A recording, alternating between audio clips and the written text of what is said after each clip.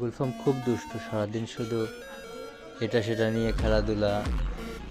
আমি এই বাচ্চাটা অ্যাডপশন করেছি আজ থেকে 3-4 মাস আগে, এবং ও একটা মিক্সড ব্রিড কুকুর।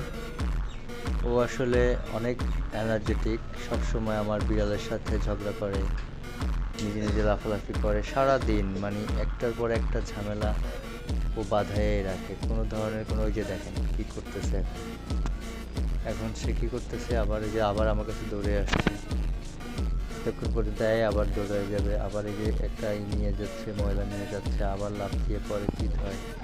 মানে মোটা কথা হচ্ছে এই যে দেখেন আমার সারা দিন এনার্জেটিক। আপনি যদি আপনার কুকুরকে এরকম এনার্জেটিক রাখতে চান, সেক্ষেত্রে আপনাকে অবশ্যই প্রপার ট্রিটমেন্ট করতে হবে। ভ্যাকসিন যেগুলো আছে এগুলো আপনাকে প্রথমত দিয়ে দিতে হবে, এবং গায়ে যাতে কোনো ধরনের পরজীবী না থাকে এর জন্য সবসময় তাকে পরিষ্কার পরিচ্ছন্ন রাখতে হবে এবং গোসল করাতে হবে, নিয়মিত শ্যাম্পু করতে হবে।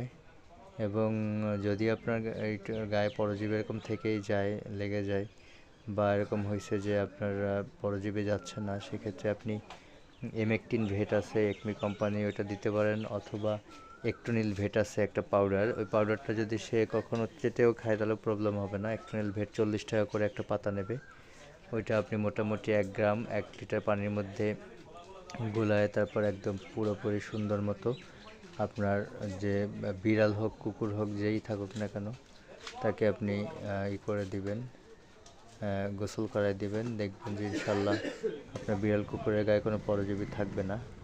আশা করি আপনারা বুঝতে পেরেছেন, এবং গুলফামের জন্য দোয়া করবেন, গুলফাম যেন